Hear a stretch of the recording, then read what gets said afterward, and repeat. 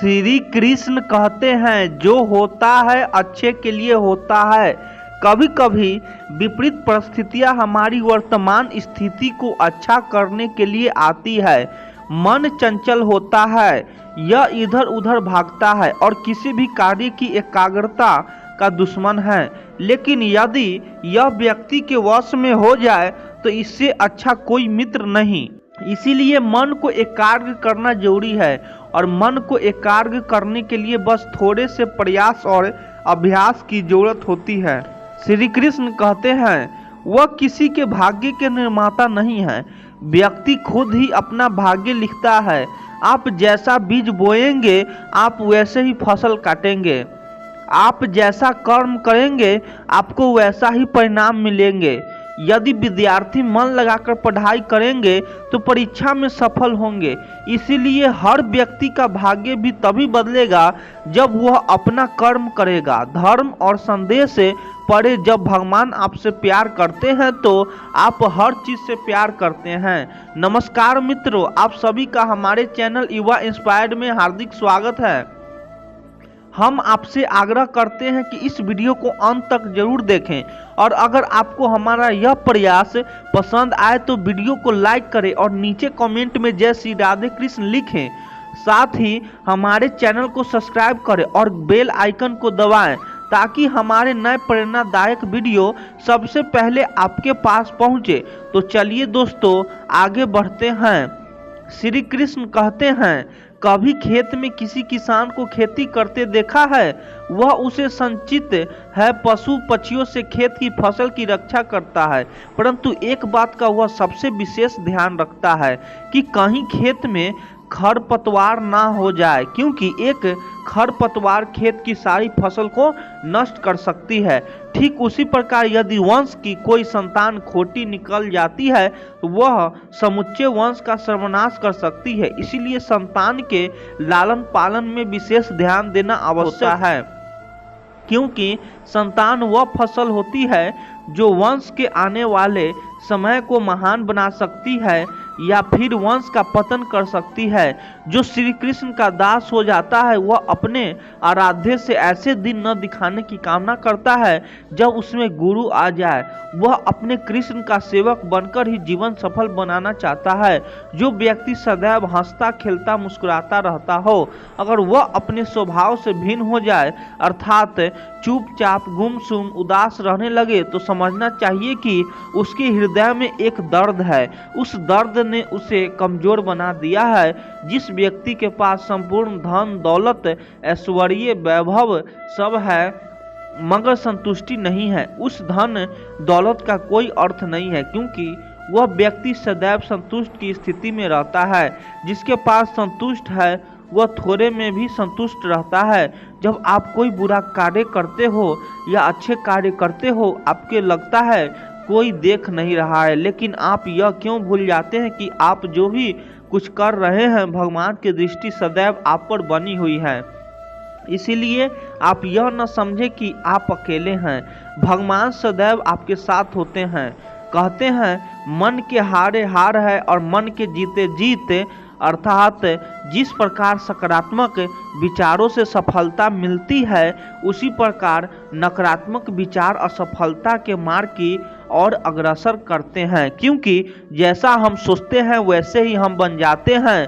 अपने विचारों के माध्यम से ही हमें नकारात्मक और सकारात्मक परिणाम मिलते हैं। इसीलिए अपनी सोच को हमेशा सकारात्मक रखें।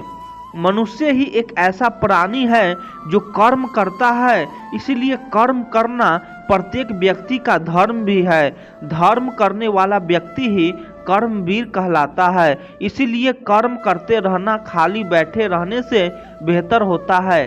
कुल्हाड़ी का अंतिम प्रहार वृक्षों को काट कर गिरा देता है, परंतु क्या सत्य में कुल्हाड़ी का अंतिम प्रहार ही वृक्षों को काट कर गिराता है? नहीं, आपका निरंतर प्रयत्न ही आपको सफलता दिलाता है। जब आपका मन निराश हो, अपने कार्य में 2 गुने उत्साह से जुट जाइए, क्योंकि अनवरत बहता जल ही कठोर चट्टान को काट सकता है। सफलता का मूल्य है परिश्रम, प्रयास और आशा। श्री कृष्ण कहते हैं आपको पूरे धैर्य और भगवान पर विश्वास के साथ अपना जीवन निर्वाह करना चाहिए। लोग अक्सर सच कहने से बचते हैं या डरते हैं, पर सच कभी छुप नहीं सकता, ना ही कभी मिट सकता है। हम कितना भी छुपा लें, एक दिन सच तो उजागर हो ही जाएगा। इसीलिए जो बात सच पर आधारित हो उसे कहने या मानने से कभी नहीं डरना चाहिए।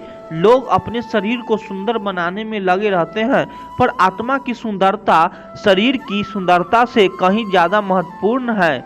शरीर नश्वर है, मिट्टी से बना है और मिट्टी में ही मिल जाता है, पर आत्मा अमर है। इसलिए आत्मा की सुंदरता पर ध्यान दो।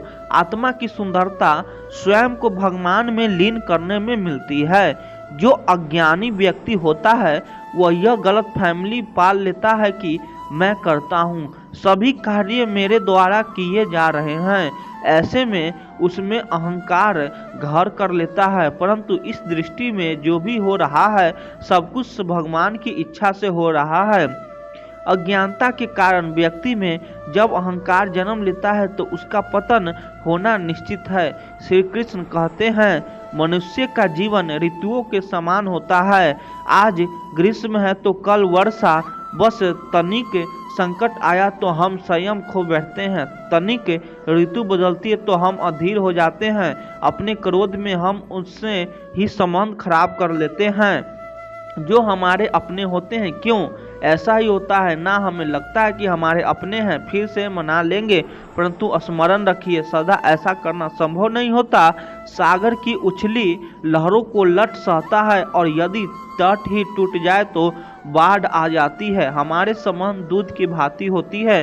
दूध तप कर उबल सकता है, परंतु यदि उसमें खटास आए तो वह फट भी जाता है, और फटे दूध को चाहे कितना भी मत लो उसमें भी माखन नहीं निकलेगा। इसलिए अपने संबंधों को संभाल कर निभाना चाहिए। श्री कृष्ण कहते हैं जो व्यक्ति अपने अहंकार से भारी हो जाता है, जिसमें अभिमान भर आ जाता है, वह उस पत्थर की भांति हो जाता है जो भारी होने के बावजूद भी नदी की धारा में डूबकर अपना अस्तित्व खो देता है। अगर किसी लक्ष्य की प्राप्ति में लंबा समय लग रहा है, प्रतीक्षा की अवधि अधिक है, तो हो सकता है आपकी अपेक्षा से ज़्यादा आपको मिलने वाला हो। अपने कर्म पर अडिग रह और विश्वास रखिए उस ईश्वर पर जो आपके कर्म की परीक्षा ले रहा है। जो लोग जीवन को भूत और भविष्य के भरोसे छोड़ देते हैं उन्हें श्री कृष्ण सावधान करते हैं कि जीवन का अर्थ ना भूत है ना भविष्य, जीवन केवल और केवल वर्तमान है। इसीलिए वर्तमान में अपने जीवन का आनंद उठाइए। श्री कृष्ण कहते हैं संगीत या साथ है, मित्र या साथी मनुष्य के व्यक्तित्व के लिए सबसे महत्वपूर्ण होते हैं। आप कहेंगे कैसे? मनुष्य अपने व्यक्तित्व के लिए उत्तरदायी होता है, परंतु संगीत में ना चाहते हुए भी उसका व्यक्तित्व संगत की भांति हो जाता है। मान लीजिए एक पात्र में जल है, दूसरे में दूध है और तीसरे में मलिन कीचड़ रखा हुआ है। यदि इस जल को दूध में मिला दें तो यह जल दूध बन जाता है, और यदि इसी जल को कीचड़ में मिला दें तो यह जल कीचड़ बन जाएगा। ऐसी कोई युक्त नहीं है कि जल बिना घुले मिले दूध या कीचड़ में अपना अस्तित्व बनाए रखें या उनसे अलग रहें। ठीक ऐसा ही मनुष्य के जीवन में भी होता है। यदि एक गुणवान व्यक्ति गुणवानों की संगत में बैठे तो उसे लोग सम्मान का पात्र समझेंगे, और यदि वही व्यक्ति दुर्गुणी संगत में बैठ जाए तो उसे भी तिरस्कार मिलता है। इसीलिए अपने जीवन में सदैव संगीत सोच समझकर सावधानी से चुनिए। श्री कृष्ण कहते हैं वह सब कुछ करो जो तुम्हें करना है, लेकिन लालच से नहीं, अहंकार से नहीं, बल्कि प्रेम, करुणा और भक्ति के साथ। श्री कृष्ण कहते हैं नरक के 3 द्वार है, काम, क्रोध और लोभ। जो व्यक्ति कामी प्रवृत्ति का होता है, जिसके मन में लोभ होता है और जो अत्यधिक क्रोधी स्वभाव का होता है, उसके लिए नरक के द्वार सदैव खुले होते हैं। अर्थात ऐसे व्यक्ति को तो सिर्फ नरक में ही जगह मिलती है। मनुष्य सब कुछ चाहता है पर सब कुछ उसे नहीं मिल सकता। आपको जो नहीं मिला उसके लिए पश्चाताप मत करो, और जो आपसे खो गया, जो आपसे अलग हो गया, उसके लिए निराश भी मत हो। भगवान कहते हैं, मैं सभी प्राणियों के हृदय में स्थित आत्मा हूँ। मैं ही सभी प्राणी का आदि, मध्य और अंत हूँ। समय एक सा नहीं रहता। आज दुख है तो कल सुख भी आएगा, और सुख के बाद दुख आना भी स्वाभाविक है।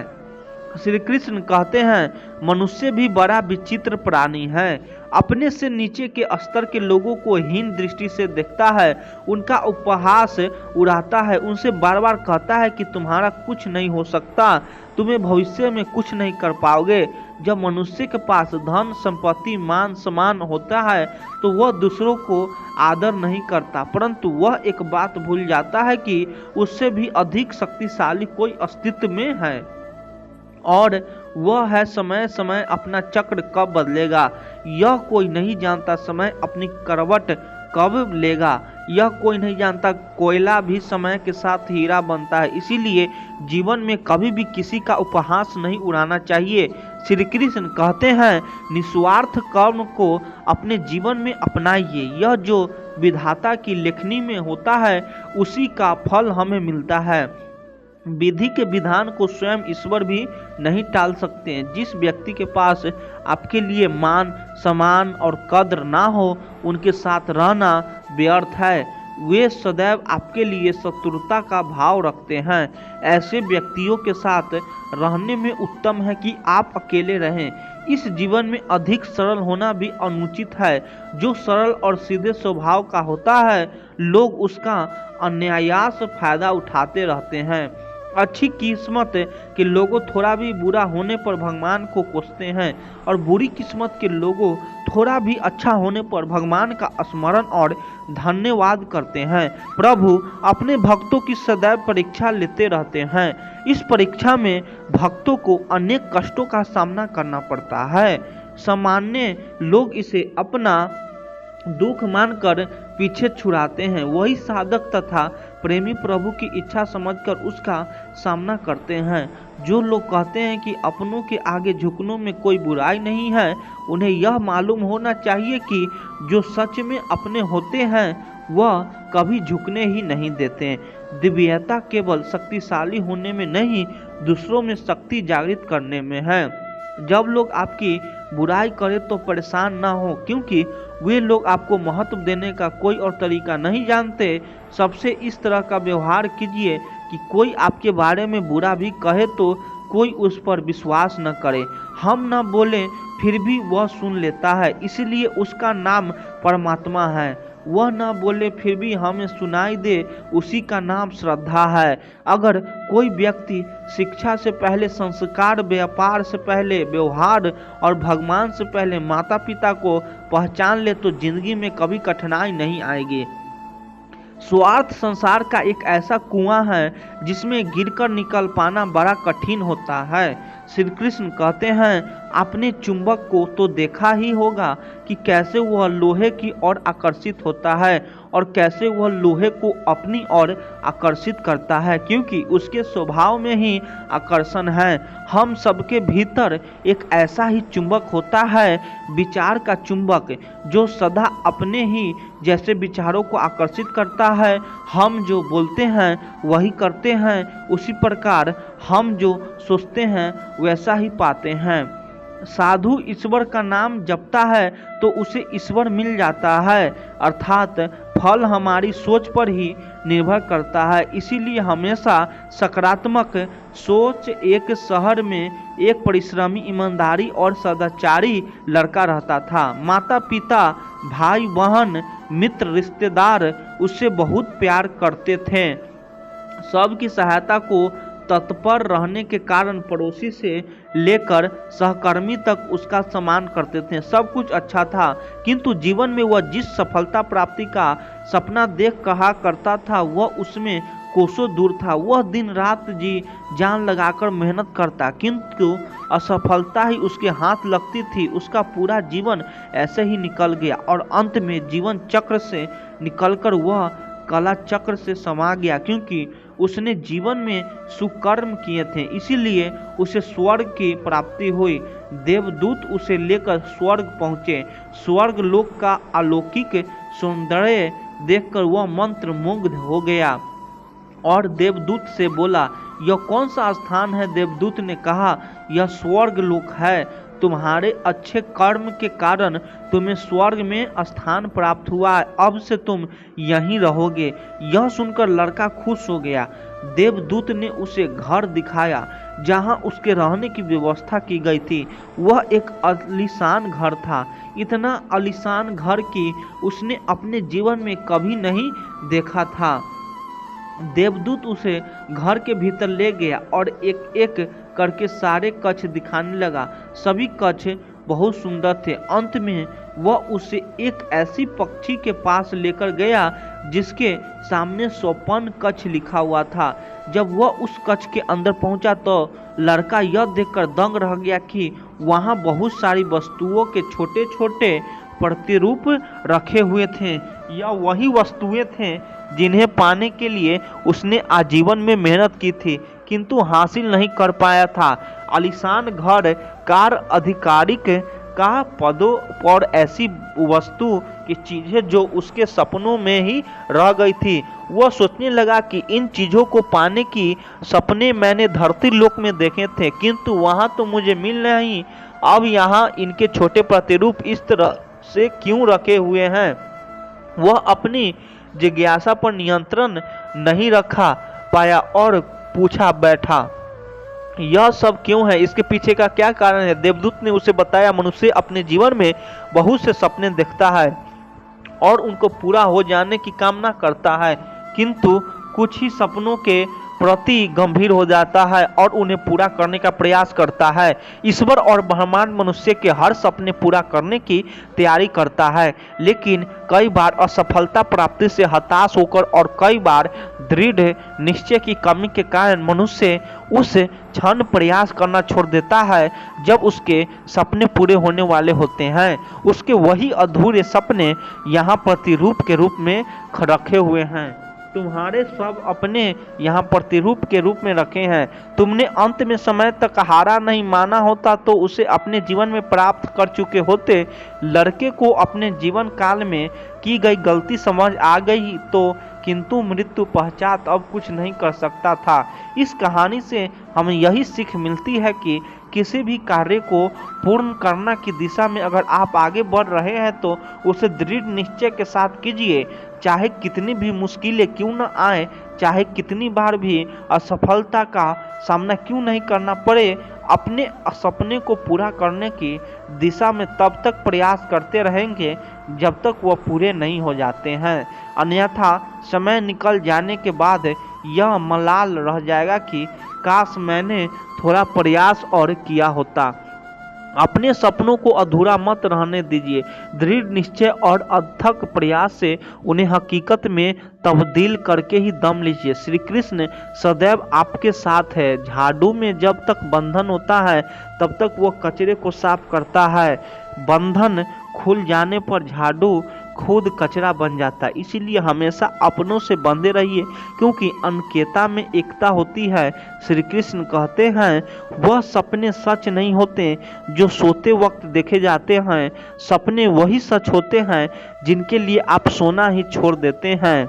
नींद तो बचपन में आती थी, अब तो बस थक कर सो जाते। जो कल था उसे भूल कर तो देखो, तो आज है उसी जी कर तो देखो। आने वाला पल खुद चलकर आएगा, कोशिश करके तो देखो। पछतावा अतीत नहीं बदलता, एकता और चिंता भविष्य नहीं संवार सकते हैं। इसलिए वर्तमान का आनंद लेना ही जीवन का सच्चा सुख है। स्वाद छोड़ दो तो शरीर को फायदा और विवाद छोड़ दो तो संबंधों को फायदा। उसी तरह व्यर्थ चिंता छोड़ दो तो जीवन को फायदा। हमें हर संबंध को समय देना चाहिए, क्योंकि कल क्या पता हमारे पास समय हो पर संबंध न हो। कोशिश कर रहा हूँ कि कोई मुझसे ना रूठे, जिंदगी में अपना का साथ न छूटे। क्योंकि कोई तारीफ करे तो तुरंत नाचने मत लग जाना। याद रखिए, तारीफ के पुल के नीचे मतलब कि नदी बहती है। समस्याएं हमारी जीवन में बिना किसी वजह के नहीं आती, उनका आना एक इशारा है कि हमारे अपने जीवन में कुछ बदलना है। जिंदगी की सबसे अच्छी बात यह है कि हमेशा नहीं रहने वाली, यह एक उम्र के बाद सभी को समझ में आने लगती है कि एक दिन अच्छे हो या बुरे दोनों बीत जाते हैं। जिंदगी के कुछ अध्याय ऐसे होते हैं जिन्हें आज नहीं तो कल बंद होना ही। इसलिए जो आज आपके लिए ही नहीं, उन्हें जबरदस्ती पकड़ने से क्या फायदा। श्री कृष्ण अर्जुन को सिखाते हैं कि जीवन में परिस्थितियां कैसे भी हो, अगर मन स्थिर हो, सकारात्मक रहेगा तो हर चुनौती अवसर बन जाती है। जीवन का संघर्ष कोई बाधा नहीं बल्कि एक मंच है जहां हमारी सोच ही हमें विजयी बनाती है या पराजित कर देती है। अब इसे एक सरल उदाहरण से समझते हैं। सोचिए, दो किसान एक ही गांव में रहते हैं। एक साल बहुत कम बारिश होती है जिससे खेती पर बुरा असर पड़ता है। पहला किसान निराश हो जाता है, कहता है अब मेरी किस्मत ही खराब है, कुछ नहीं हो सकता। वह बैठ जाता है, मेहनत करना छोड़ देता है। वही दूसरे किसान सोचता है यह कठिनाई कुछ ही नया सिखाने का मौका दे रही है, पानी बचाने के नए तरीके सीखूं और नई फसलों की कोशिश करूंगा। वह मेहनत करता है और अंततः सफलता होता है। यहाँ फर्क सिर्फ सोच का था। हालात दोनों के लिए समान थे, पर जिसने सकारात्मक सोच रखी उसने चुनौती की और अवसर में बदल दिया। श्री कृष्ण यही सिखाते हैं कि हमारी बाहरी हालात कभी भी स्थिर नहीं रहते, पर हमारा दृष्टिकोण स्थिर रह सकता है। जब अर्जुन को अपने ही संग संबंधियों के खिलाफ युद्ध लड़ना पड़ा तो वह मानसिक रूप से टूट गया। उसे यह लगा कि यह युद्ध केवल विनाश लाएगी, लेकिन श्री कृष्ण ने उसे सिखाया कि यह युद्ध एक अवसर है, धर्म की रक्षा करने का, अपने कर्तव्य को निभाने का और अपने भीतर की कमजोरियों पर विजय पाने का। अगर अर्जुन नकारात्मक सोच में डूबा रहता है तो शायद वह युद्ध भूमि से भाग जाता और अपने जीवन में कभी भी सच्चे अर्थों में विजय नहीं बन जाता। लेकिन श्री कृष्ण के मार्गदर्शन ने उसकी सोच को बदल दिया। उसने समझा कि परिस्थिति नहीं बल्कि सोच ही जीवन के मायने बदलती है। एक और प्रेरक उदाहरण है महान वैज्ञानिक थॉमस एडिसन का। जब वे बल्ब का आविष्कार कर रहे थे तो हजारों बार असफल हुए। कोई और होता तो शायद हार मान लेता, लेकिन एडिसन ने कहा मैं असफल नहीं हुआ, मैंने बस 100,000 तरीके खोजे हैं जो कम नहीं करते। यही सकारात्मक सोच का कमाल। हर असफलता को उन्होंने सीखने का एक अवसर माना। श्री कृष्ण हमें यही सिखाते हैं कि जब मन में विश्वास और सकारात्मक सोच होती है तो समस्याएं भी शिक्षकों की तरह काम करती है। जैसे काले बादल के पीछे सूरज छिपा होता है, वैसे ही कठिनाइयों के पीछे सफलता छिपी होती है। आपको बस धैर्य और सकारात्मक सोच के साथ आगे बढ़ते रहना है। अंततः जीवन में सबसे बड़ी शक्ति हमारी सोच है। सकारात्मक सोच हमें कठिनाइयों के बीच भी एक नई राह दिखाती है। इसीलिए जब भी जीवन में कोई चुनौती आए, श्री कृष्ण के इस उपदेश को याद रखिए, सिद्ध और असिद्ध में समान भाव रखो। यही सोच आपको हर चुनौती को अवसर में बदलने की शक्ति देती है। श्री कृष्ण कहते हैं उद्र आत्मा नात मांस नात मानव वसदात यत आत्मो आत्मन बंधुरा। मैं वह रिपरा आत्मन अर्थात मनुष्य को स्वयं अपने द्वारा ही अपने को ऊपर उठाना चाहिए और स्वयं को गिरने नहीं देना चाहिए, क्योंकि मनुष्य स्वयं ही अपना मित्र है और स्वयं ही अपना शत्रु भी। यह उपदेश हमें यह सिखाता है कि हमारी सोच ही हमारे सबसे बड़े मित्र या शत्रु का काम करती है। जैसा हम सोचते हैं वैसा ही हमारा व्यक्तित्व बनता है। हमारे विचार ही हमारे व्यवहार, आदतों और जीवन के निर्णय को आकार देते हैं। मान लीजिए एक बच्चा अपने बारे में लगातार नकारात्मक सोचता है, जैसे मैं यह नहीं कर सकता, मैं कभी सफल नहीं हो पाऊंगा। धीरे धीरे यह सोच उसके अंदर आत्मा संदेह भर देती है। वह किसी भी नए कार्य में उत्साह नहीं दिखाता, चुनौतियों से डरता है और खुद पर विश्वास खो बैठता है। उसकी सोच ही उसके व्यक्तित्व को कमजोर बना देती है। वहीं अगर वही बच्चा यह सोचे मैं सीख सकता हूँ, मैं अपने प्रयासों से आगे बढ़ सकता हूँ, तो उसकी सोच उसे आत्मविश्वास से भर देती है। वह चुनौतियों को स्वीकार करता है, गलतियों से सीखता है और निरंतर प्रगति करता है। इस सकारात्मक सोच का परिणाम यह होता है कि उसका व्यक्तित्व मजबूत और प्रेरणादायक बन जाता है। श्री कृष्ण का यह उपदेश महाभारत के युद्ध में भी स्पष्ट रूप से दिखाता है। अर्जुन युद्ध के पहले हताश और निराश हो गया था। उसकी सोच थी कि वह अपने परिजनों के खिलाफ युद्ध नहीं कर सकता। यह नकारात्मक सोच उसे कमजोर बना रही थी। उसका आत्मविश्वास डगमगा गया था। लेकिन श्री कृष्ण ने उसकी सोच को बदल दिया। उन्होंने उसे सिखाया कि यह युद्ध केवल परिजनों के खिलाफ नहीं है, बल्कि अधर्म के विरुद्ध धर्म की रक्षा का युद्ध है। जैसे ही अर्जुन की सोच बदली, उसका व्यक्तित्व भी बदल गया। वह एक महान योद्धा बन गया जिसने धर्म के लिए युद्ध किया। हमारी सोच का हमारे शरीर और स्वास्थ्य पर भी गहरा प्रभाव पड़ता है। एक व्यक्ति अगर हमेशा यह सोचे कि वह बीमार है, कमजोर है, तो उसका शरीर भी वैसी प्रतिक्रिया देने लगता है। वहीं एक सकारात्मक सोच वाला व्यक्ति मुश्किल बीमारियों का भी डटकर सामना करता है और अक्सर जल्दी स्वस्थ हो जाता है। जैसे ही सोच वैसा व्यक्तित्व सोच ही हमारे आत्मविश्वास, धैर्य और साहस की नींव रखती है। जैसे बीज बोएंगे वैसे ही पेड़ उगेगा। अगर आप सकारात्मक सोच का बीज बोते हैं तो आत्मविश्वास, सफलता और प्रसन्नता का पेड़ उगेगा। लेकिन अगर नकारात्मक का बीज बोओगे तो डर, असफलता और निराशा के कांटे उगेंगे। श्री कृष्ण का यह उपदेश हमें जीवन भर के लिए एक महत्वपूर्ण सीख देता है। सोच को सकारात्मक बनाओ, क्योंकि वही सोच तुम्हारे व्यक्तित्व की पहचान बनाती है। यही सोच आपको साधारण से असाधारण बना सकती है। श्री कृष्ण कहते हैं, मनुष्य वही बनता है जैसा वह अपने बारे में सोचता है। जब मन नकारात्मक विचारों से भर जाता है तो यह विचार धीरे धीरे उसकी वास्तविक विकता बन जाता है। लेकिन जो व्यक्ति अपने भीतर सकारात्मक का दीप जलाता है, उसके लिए असंभव भी संभव बन जाता है। नकारात्मक सोच सफलता में सबसे बड़ी रुकावट है, क्योंकि यह सोच आपके दृष्टिकोण को सीमित कर देती है। इसे एक अलग तरीके से समझते हैं।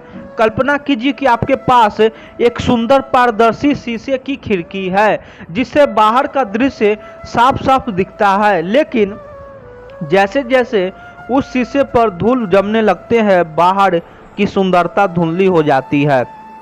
नकारात्मक सोच उसी धूल की तरह है। यह आपके मन के साफ दृष्टिकोण को ढक देती है और आप उन अवसरों को नहीं देख पाते जो आपके सामने होते हैं। अब सोचिए, एक किसान के बारे में जो हर साल बीज बोता है, अगर वह सोच ले कि शायद फसल खराब हो जाएगी, तो वह या तो ठीक से मेहनत नहीं करेगा या फिर डरते डरते काम करेगा। लेकिन अगर वही किसान विश्वास के साथ काम करे तो उसकी मेहनत में एक अलग ऊर्जा होगी। यहाँ फर्क सिर्फ सोच है। मेहनत वही है, मिट्टी वही है, लेकिन सोच अलग है। नकारात्मक सोच आपको कोशिश करने से पहले ही हरा देती है। महाभारत में अर्जुन के साथ भी यही हुआ। वह युद्ध भूमि में खड़ा था, पर उसकी नकारात्मक सोच ने उसे भ्रमित कर दिया। उसे लगा कि वह अपने के खिलाफ युद्ध नहीं कर सकता। श्री कृष्ण ने तब उसे यह नहीं कहा कि तुम्हारे पास महान शक्ति है, बल्कि यह सिखाया कि तुम्हारा सबसे बड़ा शत्रु तुम्हारा डर है, ना कि सामने खड़ा योद्धा। जब अर्जुन ने अपने भीतर के डर को हराया, तभी वह सच्चे अर्थों में विजय हुआ। नकारात्मक सोच हमारे जीवन में ऐसे ही छोटी सी डर पैदा करती है, कभी असफलता का डर, कभी आलोचना का डर, और कभी यह डर कि अगर मैं नाकाम हुआ तो अलग क्या कहेंगे। यह डर हमारे सपनों को धीरे धीरे कमजोर कर देते हैं। लेकिन सच्चाई यह है कि असफलता से बड़ा कोई डर नहीं होता सिवाय उस डर के जो हमें प्रयास ही नहीं करने देता। इसके एक अलग उदाहरण से समझिए। मान लीजिए एक कमरे में बंद है और आपको लगता है कि बाहर का दरवाजा भारी है और खुल नहीं सकता। आप बार बार यह सोचते हैं कि और अंततः बैठ जाते हैं, हार मान लेते हैं। लेकिन अगर आप बस एक बार कोशिश करते तो आपको पता चलता कि दरवाजा तो बस धक्का देने पर से खुल जाता है। दरवाजा असली रुकावट नहीं था, रुकावट आपकी सोच थी। इसी तरह जीवन में चुनौतियां उतनी बड़ी नहीं होती जितनी बड़ी हमारी नकारात्मक सोच उन्हें बना देती है। जब भी कोई कठिनाई आए तो यह सोचिए कि यह एक अवसर है जिससे मैं कुछ नया सीख सकता हूँ। श्री कृष्ण का उपदेश हमें यह सिखाता है कि जीवन में सफलता पाने के लिए सबसे पहले अपने भीतर के विचारों को साफ करना जरूरी है, क्योंकि जब मैंने विश्वास हो तो दुनिया को मन कोई भी चुनौती बड़ी नहीं लगती। सफलता तक पहुंचने का रास्ता आपके मन से होकर गुजरता है और उसे साफ रखना ही आपकी सबसे बड़ी जिम्मेदारी है। इसीलिए अगली बार जब आपके मन में नकारात्मक विचार आए तो उन्हें चुनौती दीजिए। खुद से पूछिए, क्या यह डर सच में इतना बड़ा है जितना मैं सोच रहा हूँ? और यकीन मानिए, जैसे ही आप यह सवाल पूछेंगे आपके भीतर से ही एक आवाज़ आएगी, नहीं, यह बस एक सोच है और मैं इसे बदल सकता हूँ। यही बदलाव आपकी सफलता की असली शुरुआत होगी। श्री कृष्ण कहते हैं, जैसे गगन का विस्तार अनंत है वैसे ही मनुष्य के सपने भी अनंत हो सकते हैं, परंतु जब मन सीमित सोच के पिंजरे में कैद हो जाता है तब वह उस अनंत आकाश को देख ही नहीं पाता। छोटी सोच वास्तव में मनुष्य के सपनों की सबसे बड़ी रुकावट है, क्योंकि यह सोच हमें उसी दायरे में बांधा देती है जहां से बाहर निकलने की हिम्मत हमें नहीं कर पाते। यह कठिन वैसे ही है जैसे एक मछली जो तालाब में जन्मी और पली बड़ी है, वह सोचती है कि यही पूरी दुनिया है। वह सागर के अस्तित्व के बारे में सोच ही नहीं सकती क्योंकि उसकी सोच का दायरा सीमित है। लेकिन वह मछली जब सागर में पहुंचती है तब उसे समझ में आता है कि असली दुनिया कितनी विशाल है। इसी तरह जब हम अपने सपनों को सीमित सोच के दायरे में रखते हैं तो हमें वही चुनौतियों और अवसर दिखते हैं जो हमारी सोच के भीतर फिट बैठते हैं।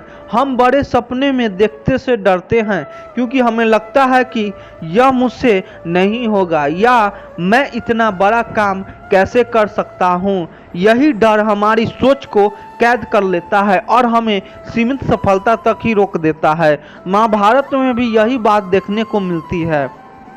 जब पांडवों को वनवास मिला तो उनके पास सब कुछ खोने का डर था, लेकिन युधिष्ठिर को सोच सीमित नहीं थी। उसने कभी यह नहीं सोचा कि अब वे राजा नहीं हैं तो जीवन समाप्त हो गया है। उसने हमेशा अपने भीतर यह विश्वास रखा कि यह एक चरण है, अब असली मंजिल तो अभी बाकी है। अगर पांडवों की सोच छोटी होती तो शायद वे कभी वापस अपने राज्य को प्राप्ति नहीं कर पाते। छोटी सोच का एक और सरल उदाहरण देखिए। एक समय की बात है, दो दोस्त रेगिस्तान में यात्रा कर रहे थे। एक दोस्त ने देखा कि दूर दूर तक सिर्फ रेत है और कहा, यहाँ तो कुछ भी नहीं है, बस बंजर जमीन है।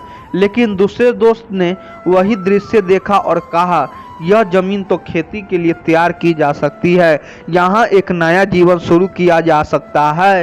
दोनों ने एक ही चीज देख पर उनकी सोच अलग थी। एक ने संभावना की जगह मुश्किल देखी और दूसरे ने मुश्किल के बीच संभावनाएं खोजी। यही सोच का फर्क है। छोटी सोच अक्सर हमें सुरक्षित रखने का भ्रम देती है।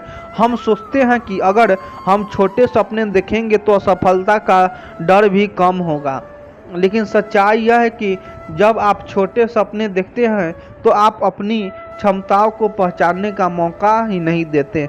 जैसे एक पक्षी अगर वह माने कि वह उड़ ही नहीं सकता तो वह कभी अपने पंखों की ताकत को जान ही नहीं पाएगा। श्री कृष्ण हमें यह सिखाते हैं कि सोच को सीमाओं में मत बांधो। जीवन का हर पल अनंत संभावनाओं से भरा है, बस आपको उन संभावनाओं को देखने के लिए अपने मन का द्वार खोलना होगा। जब आप बड़े सपने देखते हैं, कथा सुनाता हूँ। भगवान श्री कृष्ण जी की एक बार नारद जी आए और महल में रुक्मणी जी से मिले।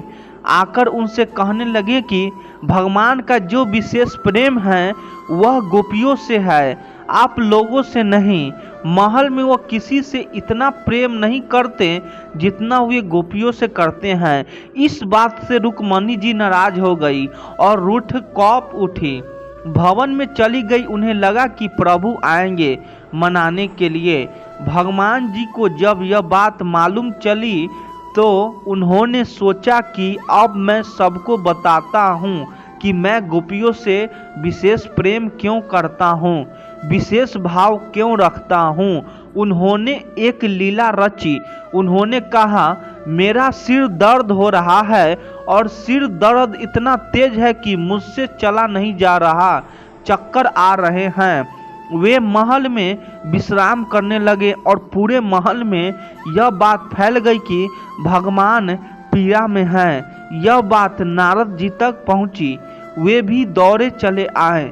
रुक्मणी जी तक पहुंची तो वे भी कोप भवन छोड़कर प्रभु के पास आई कि क्या हो गया।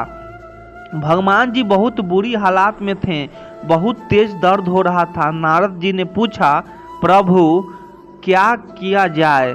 इसी बीच सत्यभामा जी भी आ गई। सब परेशान हो रही थी, पूछ रही थी कि क्या किया जाए। वैद्य को बुलाया गया, उपचार करवाया गया, लेकिन सिर दर्द ठीक नहीं हो रहा था। भगवान ने कहा, किसी और अच्छे वैद्य को बुला लीजिए, इलाज करवा लीजिए, बहुत पीड़ा में हूँ। बड़े से बड़े वैद्य आए लेकिन कोई लाभ नहीं हुआ। नारद जी ने प्रभु से कहा, प्रभु मुझे तो बता दीजिए कि यह सिर दर्द ठीक कैसे होगा। आप तो सब जानते हैं, आप इतनी पीड़ा में हैं, मुझसे देखा नहीं जा रहा। भगवान बोले, इसका उपाय बहुत आसान है, लेकिन लगता नहीं कोई मानेगा। नारद जी बोले, प्रभु यदि कोई नहीं मानेगा तो मैं स्वयं करूँगा। भगवान ने कहा, मुझे बहुत पीड़ा हो रही है और इस दर्द का एकमात्र उपाय है कि जो मुझसे विशेष प्रेम करता है वह अपने चरणों की धूल दे।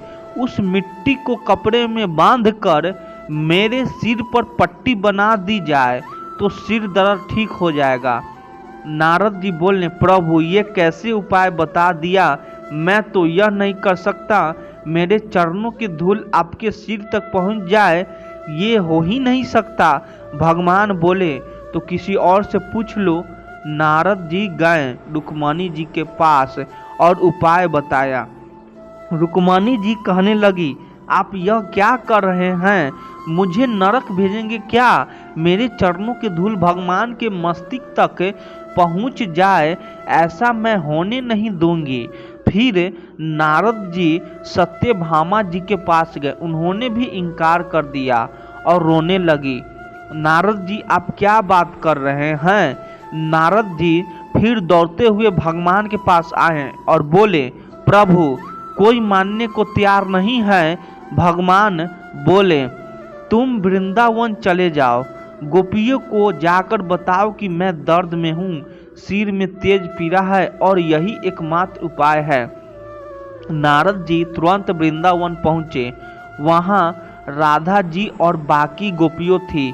सब ने नारद जी से पूछा, प्रभु कैसे हैं। नारद जी ने कहा, वह अत्यधिक पीड़ा में है और इसका उपाय है कि कोई भी उनसे विशेष प्रेम करता है अपने चरणों की धूल दे बिना एक पल गमाए। गोपियों और राधा जी ने कपड़ा फैलाए धूल मिट्टी इकट्ठी की और नारद जी की दी। कहा, जाइए जाकर पट्टी बांध दीजिए। नारद जी वापस लौटे और वह धूल भगवान के सिर पर बांधी। कुछ ही क्षणों में भगवान का सिर दर्द ठीक हो गया। तब भगवान बोले, आज मैं बताता हूँ कि गोपियों में विशेष प्रेम क्यों करता हूँ। वे निश्चल भाव रखती है, निश्चल प्रेम करती है। उनके प्रेम में कोई छल, कोई कपट नहीं होता है। यह नहीं सोचती कि उन्हें क्या मिलेगा, बस अपने भाव से प्रेम करती है। उन्होंने कहा, गोपियों ने एक पल को भी नहीं सोचा कि उन्हें नरक मिलेगा। उन्होंने बस यह सोचा कि प्रभु पीड़ा में है। दोस्तों, बहुत छोटी सी कथा है, पर यह सिखाती है कि यदि जीवन में भक्ति करनी है तो सरलता के साथ कीजिए, संपूर्ण विश्वास रखिए। श्री कृष्ण कहते हैं, तुम्हारे रोने से तुम्हारा भाग्य नहीं बदल सकता, तुम्हारा भाग्य तुम्हारे कर्मों से बदलेगा। इसीलिए रोना और चिंता करना छोड़ दो। अपनी ऊर्जा को रोने में व्यर्थ करने से बेहतर है कि उसका उपयोग समाधान ढूंढने में करो।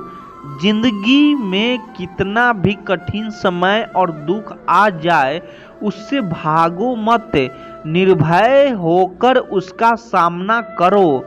ईश्वर मिलाने का कार्य करते हैं, संबंधों में दूरियां या नजदीकियां बढ़ाने का कार्य मनुष्य स्वयं करता है। श्री कृष्ण कहते हैं, धैर्य और धर्म की परीक्षा कठिन समय में होती है। जब समय विपरीत हो तो शांत रहना सबसे बेहतर होता है। एक लोक कथा के अनुसार ईश्वर ने सर्वप्रथम गाय को बनाया और कहा, तुम पृथ्वी पर जाकर मनुष्य की सेवा करना, और उसे 60 वर्ष की आयु दी गई। गाय ने कहा, यह जीवन बहुत कष्टकारी होगा, मुझे केवल 20 वर्ष दीजिए। ईश्वर ने कहा, ऐसा ही होगा। फिर ईश्वर ने कुत्ते की रचना की और कहा, तुम दिन भर दरवाजे पर बैठो और रखवाली करो, तुम्हें 20 साल मिले हैं। कुत्ते ने कहा, भौंकने के लिए 10 वर्ष बहुत है महाराज, मुझे केवल 10 वर्ष ही दीजिए। फिर बंदर की रचना की, कहा, तुम लोगों को मनोरंजन करो, तुम्हें भी 30 वर्ष का समय देते हैं। बंदर ने मायूस होकर कहा, इस जीवन के लिए केवल 10 वर्ष ही सही है। ईश्वर ने कहा, ऐसा ही होगा। फिर मनुष्य की बारी आई। ईश्वर बोले, तुम केवल जीवन का आनंद लो, खाओ पियो और सो, तुम 20 वर्ष लो। मनुष्य बोला, 20 वर्ष बहुत कम है, मुझे गाय, कुत्ते और बंदर द्वारा छोड़े गए वर्ष भी दे दो। तो ईश्वर ने उससे दे दिए। इसीलिए मनुष्य जीवन के पहले 20 वर्ष आनंद में बिताता है, अगले 40 वर्ष गाय की तरह काम करता है, फिर 10 वर्ष बंदर की तरह नाती पोतों को मनोरंजन करता है, और अंत के 10 वर्ष कुत्ते की तरह दरवाजे पर बैठकर घर की रखवाली करता है। यह जीवन की सच्चाई है। आज यदि बुरा समय चल रहा है तो कल अच्छा समय अवश्य आएगा। बस निस्वार्थ भाव से अपना कार्य करते रहिए, क्योंकि कर्म करना ही आपके हाथ में है। श्री कृष्ण कहते हैं, भक्ति में अगर मन लगने लगे तो समझ लेना कि तुमने भगवान को नहीं बल्कि भगवान ने तुम्हें चुना है। ईश्वर केवल दिशा दिखा सकता है, उस मार्ग पर चलना तुम्हारा काम है। और यदि तुम चलना ही नहीं चाहते तो फिर ईश्वर को दोष देना व्यर्थ है। विज्ञान कहता है कि जीभ पर लगी चोट सबसे जल्दी ठीक होती है, लेकिन ज्ञान कहता है कि जीभ से लगी चोट कभी ठीक नहीं होती। रात की मिट्टी में एक सुबह भी है। शर्त यह है कि पहले जीवन में अंधेरा तो देख लो। याद रखें, सबसे बड़ा अपराध अन्याय सहना और गलत के साथ समझौता करना है। धुआं भी ढूंढ ही लेता है अपना वजूद, कभी खुद को खोकर तो कभी हवा का रुख बनकर। श्री कृष्ण कहते हैं, क्रोध में बोला गया गाय एक कठोर शब्द भी इतना जहरीला हो सकता है कि वह आपकी 1000 प्यारी बातों को एक ही बार में नष्ट कर सकता है। खुद से दोस्ती हुई तो पता चला कि मुझसे बेहतर मुझे कोई नहीं जानता। लालच और डर किसी को भी गद्दार बना सकता है। जिंदगी में एक बात हमेशा याद रखना, जहां संघर्ष नहीं होता वहां सफलता भी नहीं होती। किसी को अपना दर्द मत बताना, क्योंकि लोग सामने सुनकर पीठ पीछे मजाक बनाते हैं। अगर लोग आपको नीचे गिराना चाहते हैं तो इसका मतलब है आप उनसे ऊपर हैं। दुनिया का सबसे गरीब इंसान वह है जिसके अंदर हिम्मत ही नहीं है। जिंदगी जीनी है तो तकलीफ तो होगी, वरना मरने के बाद भी तो जलने का भी एहसास नहीं होता। जिसे अकेले में रोककर चुपचाप रहना और अपना दर्द छुपाना आता है, वह इंसान आज की दुनिया में सबसे ताकतवर होता है।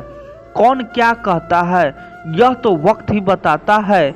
जिस इंसान को सच बोलने की आदत होती है, लोग सबसे गलत उसी को मानते हैं।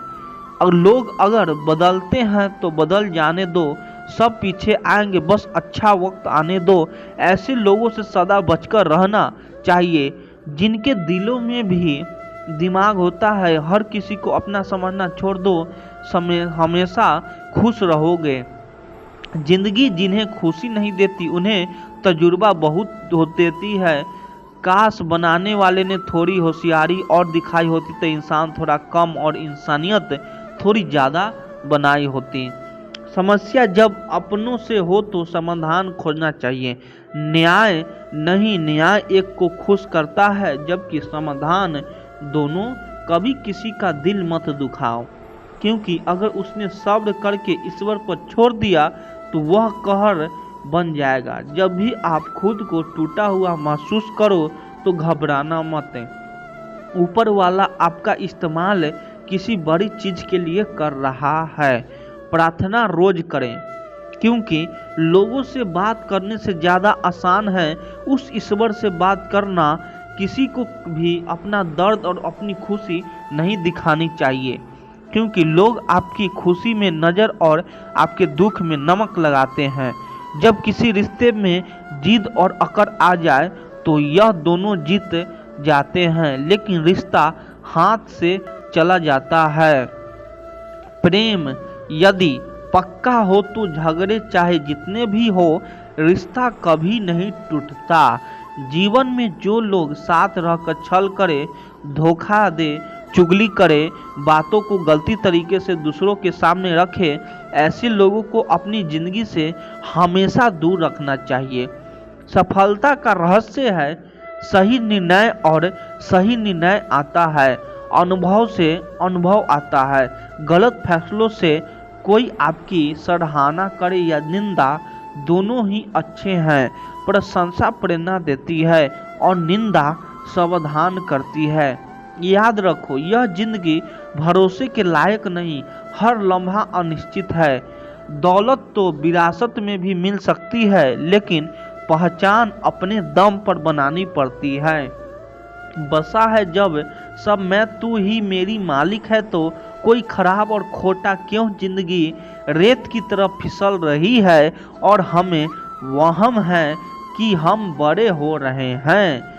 एक रिश्ता तब टूटता है जब लोग के बीच की समस्या कोई तीसरा सुलझाने की कोशिश नहीं करता। कहने वाले को कुछ नहीं जाता, सहने वाला कमाल करते हैं। खतरा दुश्मनों से नहीं बल्कि अपने ही लोगों से होता है। नाव बाहर के पानी से नहीं अंदर की छेद से डूबती है।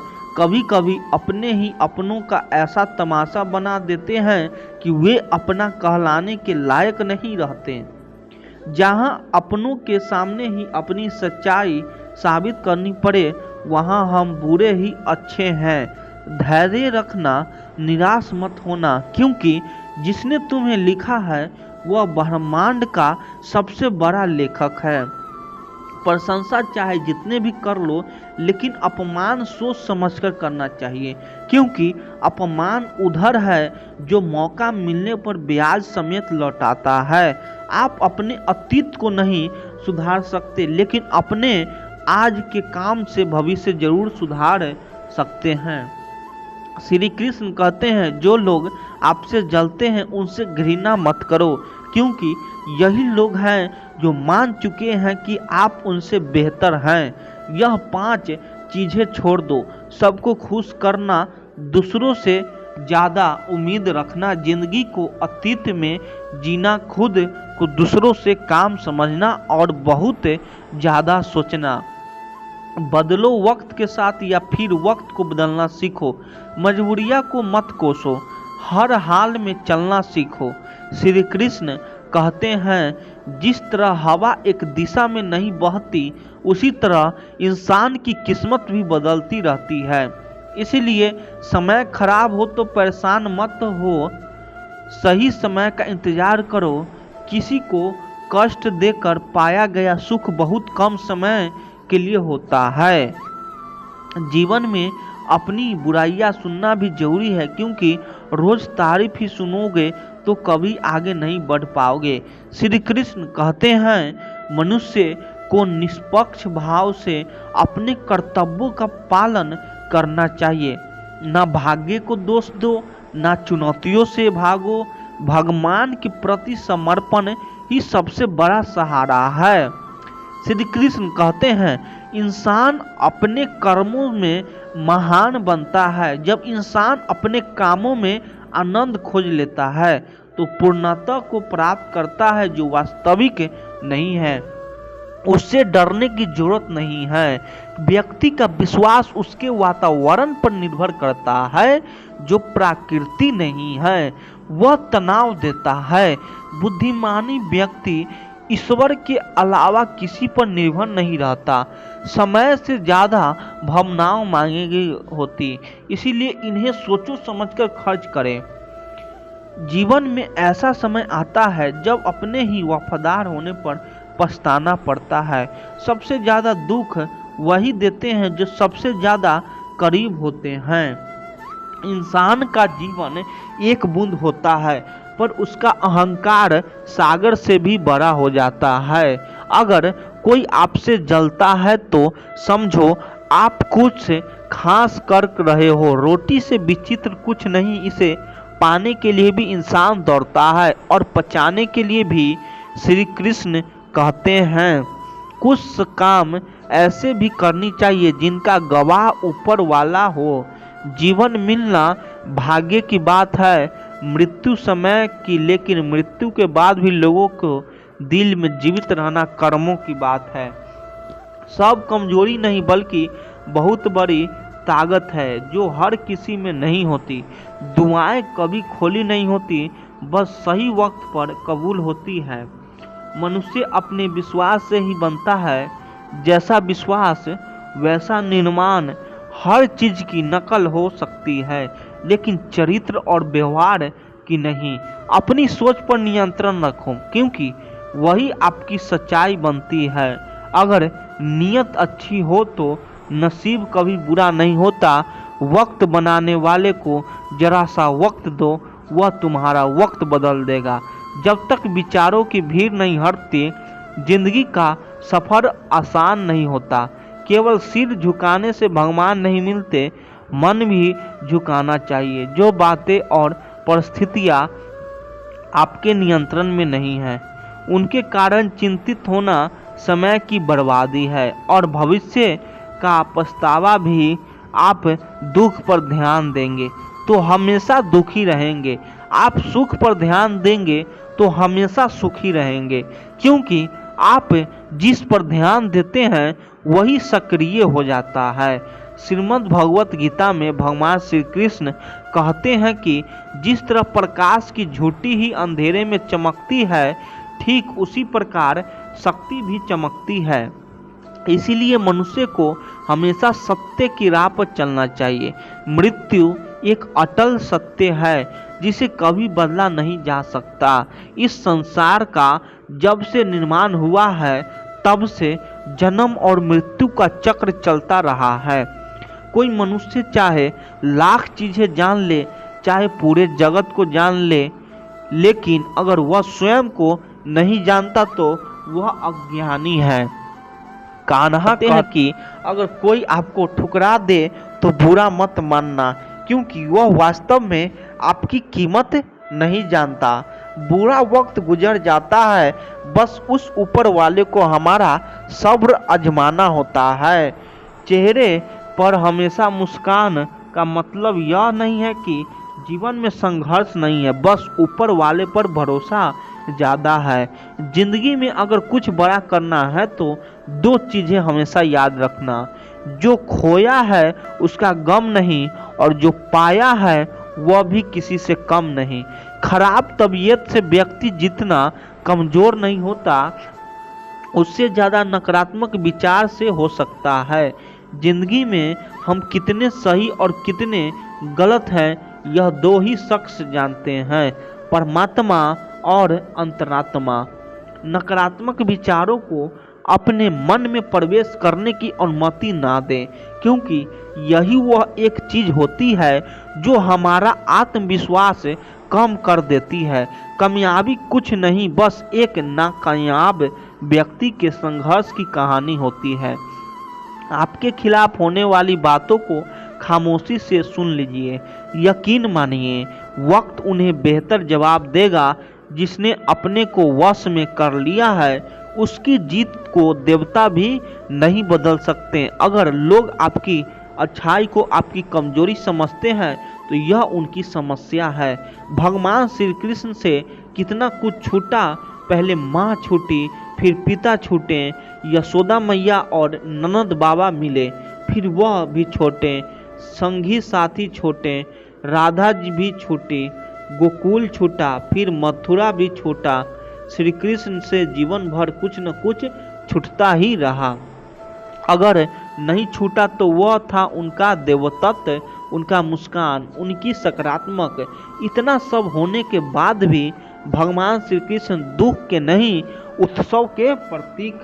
सब कुछ छूटने पर भी कैसे खुश रहा जाता है, यह श्री कृष्ण से अच्छा और कोई नहीं सिखा सकता है। दिल टूटने पर भी हंसना शायद जिंदगी इसी को कहते हैं। ठोकर लगने पर भी मंजिल मत भटकना शायद तलाश इसी को कहते हैं। किसी को चाहकर भी ना पाना शायद चाहत इसी को कहते हैं। टूटे खंडहर में बिना तेल के दिए जलाना शायद उम्मीद इसी को कहते हैं। गिर जाने पर फिर से खड़ा होना शायद हिम्मत इसी को कहते हैं। और इसी उम्मीद, हिम्मत, चाहत और तलाश को शायद जिंदगी कहते हैं। दरवाजे पर लिखा था, आज मैं बहुत दुखी हूँ, कोई भी मेरे पास मत आना। एक सच्चा दोस्त अंदर आया और बोला, मुझे पढ़ाना नहीं आता। एक व्यक्ति ने एक साधु से पूछा कि उत्सव मनाने का बेहतरीन दिन कौन सा है। साधु ने मुस्कुराकर कहा, मौत से एक दिन पहले। व्यक्ति ने पूछा, मगर मौत का तो कोई तय नहीं होता। तब साधु हंसा और बोला, जिंदगी का हर दिन आखिरी समझो। दूध को दुखी करो तो दही बनता है, और दही को सताने पर मक्खन बनाता है, मक्खन को सताओ तो घी बनता है। घी सबसे महंगा है, लेकिन इन सब का रंग एक जैसा सफ़ेद। इसका अर्थ है कि बार बार दुख और संकट आने पर भी जो अपना रंग नहीं बदलता, समाज में उसका मूल्य बढ़ जाता है। माना कि दुनिया बहुत तेज है और आपका छुआ, लेकिन इससे कोई फर्क नहीं पड़ता। जीने के लिए चलते रहना जरूरी है, ना कि तेज भागते रहना। भागने वाले थक जाते हैं, रुक जाते हैं, पर चलने वाले चलते जाते हैं, चाहे मंजिल कितनी भी दूर क्यों ना हो। चिंता से चतुराई घंटे घंटे रूप और इंसान ज्ञान चिंता बड़ी अभिज्ञानी चिंता। चिंता समान तुलसी भरोसे राम के निर्भर हुए। स्वयं अनहोनी होनी नहीं होनी हुए से हुए। किसी की सहायता करते समय यह मत सोचिए कि वह भविष्य में आपके काम आएगा। बस सहायता करके भूल आइए, क्योंकि आशा का भाव ही भविष्य के दुखों का कारण बनती है।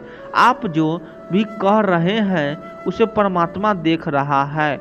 दूसरे जो कर रहे हैं उसे भी परमात्मा देख रहा है। ना किसी को जताइए, ना बताइए। बस इतना विश्वास रखिए कि जब ईश्वर ने आपको किसी की सहायता के लिए भेजा है तो जब आपको ज़रूरत होगी वह किसी न किसी को आपके लिए भेजेगा। प्रार्थना के समय अपने दिल को, खाना खाते समय पेट को, किसी के घर जाए तो आँखों को, महफिल में जाए तो जुबान को काबू में रखिए। पराया धन देखकर लालच को छोड़िए, अपनी नीतियों को भूल जाइए, दूसरों की गलतियों को भूल जाइए, अतीत की गाथाओं को दोहराना छोड़िए, दूसरों को नीचा दिखाना, उनकी चुगली करना, उनकी सफलताओं से दुखी होना छोड़ दीजिए। फिर देखिए जीवन कितना सुंदर हो जाएगा। इस दुनिया में बिना वजह कुछ भी अच्छा या बुरा नहीं होता। एक समय की बात है, एक गांव में एक गरीब औरत रहती थी। जब उसका बच्चा हुआ तो वह पूरी तरह स्वस्थ था, लेकिन एक हादसे में उसकी एक उंगली कट गई। वह दुखी रही और भगवान से कही शिकायत करती रही। एक दिन एक दानव साधु के भेष में आया और बच्चे को बलिदान के लिए उठा ले गया, मगर जैसे ही बलिदान देने लगा उसे अपने गुरु की बात याद आई कि बलिदान वही हो सकता है जिसका शरीर संपूर्ण हो। वह मजबूरन बच्चे को वापस छोड़ गया। तब उस माँ को एहसास हुआ कि भगवान की लीला में कुछ भी व्यर्थ नहीं होता। यह जीवन हमें सिखाता है कि बिना कुछ किए कोई परिणाम नहीं मिलता। इंसानी शरीर एक पल भी बिना कर्म के नहीं रह सकता। भगवान श्री कृष्ण कहते हैं कि हमें कर्म में बंधना नहीं चाहिए, बल्कि यह समझना चाहिए कि हम नहीं, ईश्वर ही सब कुछ कर रहा है। जब हमारी सोच यह हो जाती है कि तब हम ना दुखी होते हैं, ना घमंडी, ना ही उदास। दूसरों के गुलाम बनकर जीने से बेहतर है कि हम स्वतंत्र रहें और अपने दुखों का सामना करें, चाहे जीवन में कितने भी कठिनाइयाँ क्यों न हो।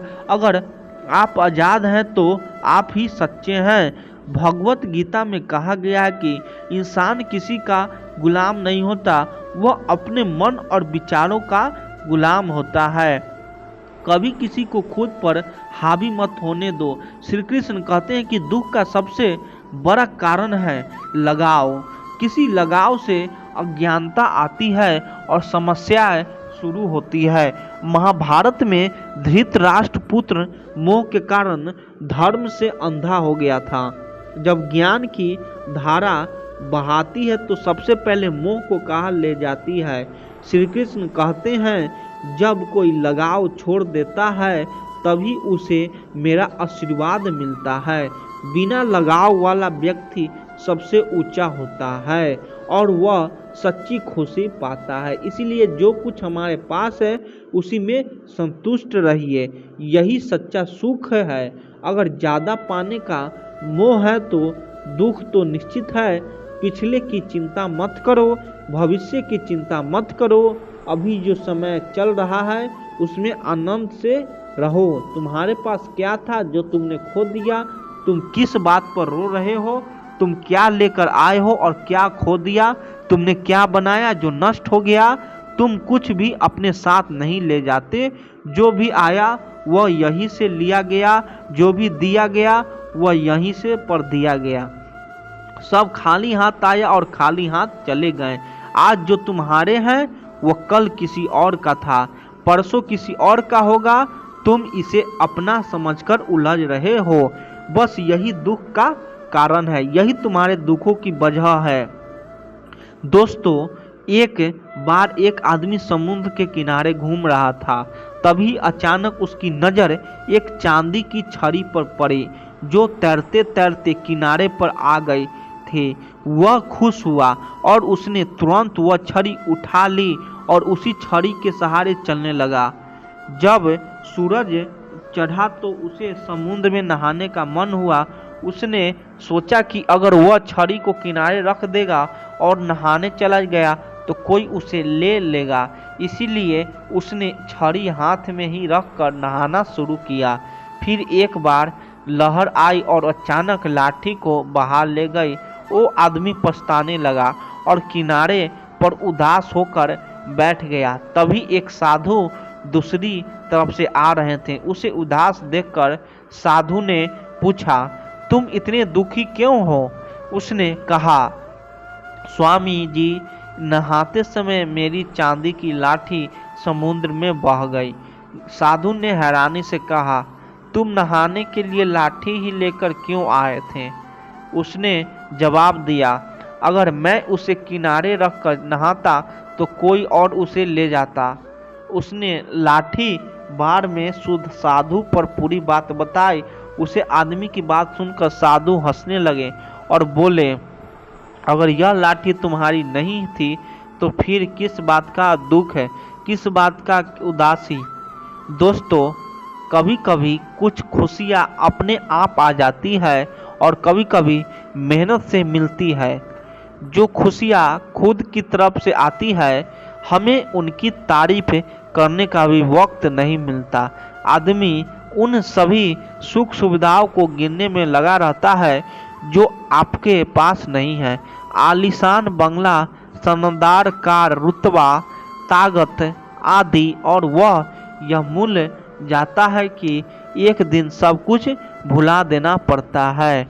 दोस्तों, जब महाभारत का युद्ध खत्म हुआ तो युधिष्ठिर ने हस्तिनापुर की गद्दी संभाली। सब कुछ सामान्य हो रहा था, लेकिन एक दिन वह समय आ गया जो पांडवों में से कोई भी नहीं चाहता था कि भगवान श्री कृष्ण द्वारिका लौट आ जाए। सभी पांडवों उदास थे।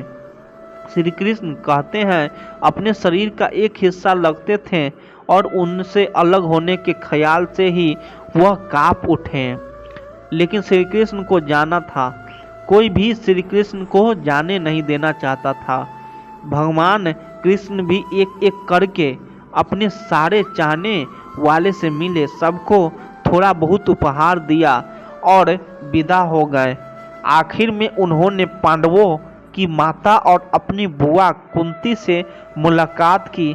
भगवान ने कुंती से कहा, बुआ, मुझसे आज कुछ मांगो, मैं तुम्हें कुछ देना चाहता हूँ। कुंती की आंखों में आंसू थे और उन्होंने रोते हुए कहा, हे कृष्णा, अगर आप कुछ देना वाले हैं तो मुझे दुख दो, मुझे बहुत सारा दुख चाहिए। श्री कृष्ण चौंक गए। यह तो आश्चर्य की बात थी। श्री कृष्ण ने पूछा, अरे बुआ, तुम्हें दुख क्यों चाहिए? कुंती ने जवाब दिया, जब जिंदगी में दुख होता है तब मैं तुम्हें याद करती हूँ, मैं तुम्हें हर समय याद करती हूँ। खुशी में तो मैं तुम्हें कभी कभी याद करती हूँ। अगर मैं तुम्हें याद करूँगी तो मैं तुम्हारी पूजा और प्रार्थना कर पाऊंगी। दोस्तों, तभी भगवान श्री कृष्ण कहते हैं कि जब भी मेरा भक्त सच्चे दिल से मुझे पुकारता है, मैं उसकी मदद जरूर करता हूँ। अच्छे वीडियो लगे तो चैनल को सब्सक्राइब कर दीजिए। आप लोग सपोर्ट करिए। धन्यवाद।